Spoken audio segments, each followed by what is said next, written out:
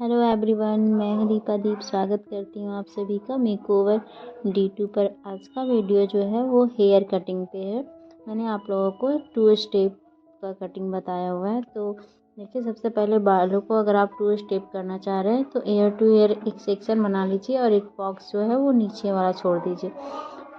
और नीचे का जो बाल है वो अगर बहुत ज़्यादा घना है या फिर आप बिगनर्स है, पहली बार आप कटिंग करने जा रहे हैं या सीखना चाह रहे हैं, तो इस तरीके से आप छोटा छोटा पार्ट लीजिए और उसको 90 डिग्री एंगल में ले जाइए बाल को इस टाइप से खींचते हुए। और उसको एक बार रीचेक भी कीजिए कि बाल का जो शेप है वो कटिंग सही हुआ है, छोटा बड़ा बाल तो छूट नहीं गया। उसके बाद उसमें आप नोचिंग कर दीजिए और नोचिंग करने के बाद देखिए इस टाइप से अगर आप कटिंग कीजिएगा तो कटिंग का जो रिज़ल्ट है वो बहुत ही अच्छा लगेगा और एकदम लेज़र में दिखेगा। देखिए इस तरीके से। और आप फिर इसी तरीके से दूसरे सेक्शन को लीजिए, क्योंकि अगर आप एक ही बार पूरा बाल को कटिंग कीजिएगा ना तो उसमें कटिंग में फिनिशिंग नहीं रहेगा।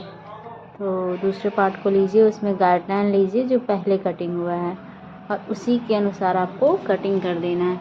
इस तरीके से अगर आप गाइडलाइन लेते हुए उसी एंगल में 90 डिग्री के एंगल में पूरे बाल को अगर कटिंग कीजिएगा तो आपका जो बाल है वो छोटा बड़ा नहीं होगा।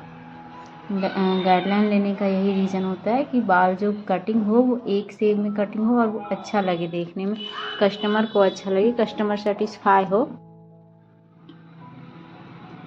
आपको जितना भी सेक्शन कटिंग करना है लेकिन उसमें गाइडलाइन लेना बहुत ज़रूरी होता है। तो इस तरीके से आप नोचिंग कीजिए। नोचिंग करने के बाद देखिए कितना अच्छा लेजर सा फिनिशिंग में आ रहा है।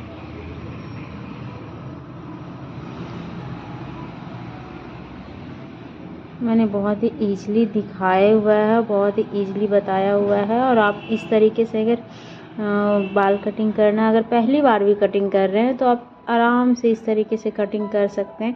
स्टार्टिंग में थोड़ा दिक्कत हो सकता है, लेकिन अगर आप प्रैक्टिस कीजिएगा तो वो बड़ी बात नहीं है कोई भी चीज़ करना, बस प्रैक्टिस होना चाहिए। उसके बाद अंत में सारे बाल को लीजिए और एक बार नोचिंग कर दीजिए। और ये 1 स्टेप कट किया है।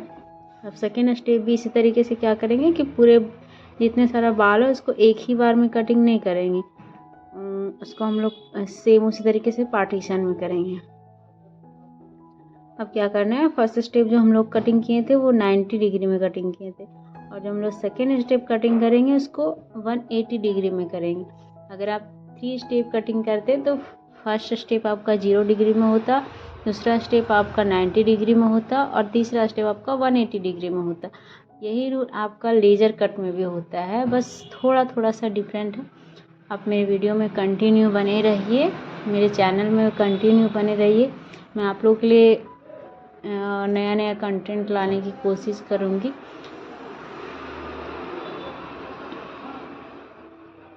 दोस्तों, अभी बीच में ना मेरा तबीयत बहुत ही ज़्यादा ख़राब हो गया था, बहुत ज़्यादा वीकनेस हो गया था, तो उसके कारण से काम नहीं हो पा रहा था, तो ना वीडियो बन पा रहा था। पॉसिबल नहीं था वीडियो बनाना, उसको एडिट करना, वॉइस ओवर करना।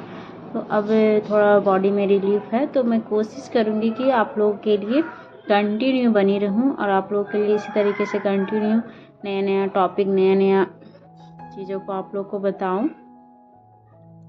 बस आप मुझे इसी तरीके से ढेर सारा प्यार आशीर्वाद देते रहिए, मुझे सपोर्ट करते रहिए।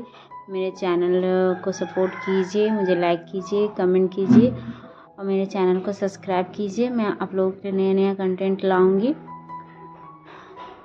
तो ये देखिए, जितना सारा जो बाल है स्टेप का, उसको आपको गाइडलाइन में लेना है। गाइडलाइन में ले जाते हुए आपको स्ट्रेट करना है, एकदम सीधा करना है बाल को 180 डिग्री के एंगल में। उसमें कोई ना परेशानी नहीं है, बस अगर आप एक बार सीख जाइएगा ना कि एंगल किस शेप में कौन सा कटिंग होता है, तो वो भी आपके लिए बहुत ही बेनिफिट रहेगा। बस आपको बस हाथ का फिनिशिंग ही करना है। इस तरीके से नोचिंग कर देंगे। बहुत लोगों को ये समझ में नहीं आता है कि बाल में जो नोचिंग करना होता है वो क्यों किया जाता है। तो बालों को अगर आप वॉल्यूम दिखाना चाहते हैं, कम बालों में आप घना दिखाना चाहते हैं, तो अब ज़रूर किसी भी कटिंग में आप नोचिंग कीजिए, तो वो बहुत ही अच्छा रहेगा और उसमें बालों में वॉल्यूम आएगा। इस तरीके से।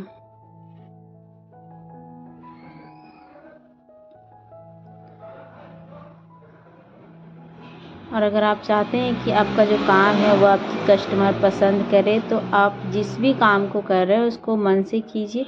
कभी कभी क्या होता है कि हम जिस काम को करते हैं कस्टमर उस अनुसार से हमें पे नहीं करता है, तो आप इस चीज़ को भी ध्यान रखिएगा कि आपका काम इम्पॉर्टेंट है। लोग ये नहीं देखते हैं कि आपको कितना चार्ज दिया जा रहा है, आप कितने चार्ज में मेकअप किए हैं या कटिंग किए हैं या कुछ भी किए हैं। आदमी रिजल्ट देखना चाहता है, तो आप रिजल्ट पे फोकस कीजिए। आपका काम कभी ना कभी ज़रूरी सक्सेस करेगा और आपको भी लोग पसंद करेंगे। तो इस तरीके से बातें करते करते फाइनल कट हो गया है। अब हम फाइनल टचअप दे रहे हैं, फाइनल शेप दे रहे हैं बालों को। अब बालों को इस तरीके से अंदर से बाहर की ओर नीचे की ओर खींचते हुए लाइए और बालों को शेप दीजिए। तो मैंने डीप यू के शेप में दिया हुआ है बाल को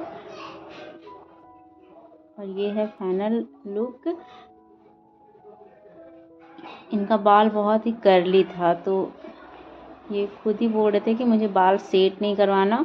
और बहुत लोगों को ना बाल सेट करवाना पसंद नहीं होता है, क्योंकि बहुत जानकार भी बहुत लोगों को हो गया है कि ड्रायर चलाने से बाल हार्ड होता है, रफ़ होता है। तो कुछ लोग बोलते हैं नहीं मुझे सेव करवाना है, कुछ बोलते हैं नहीं मुझे सेव नहीं करवाना।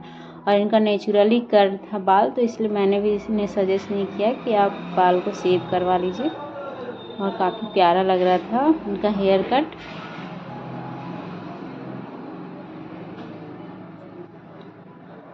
तो आप भी अगर इस तरीके से छोटे छोटे बातों को ध्यान में रखिएगा, मैंने बहुत सारे बातों को शेयर किया है इस वीडियो में, इन बातों को आप ध्यान में रखिएगा तो आपका कटिंग भी ग्रो करेगा, आपका काम भी ग्रो करेगा।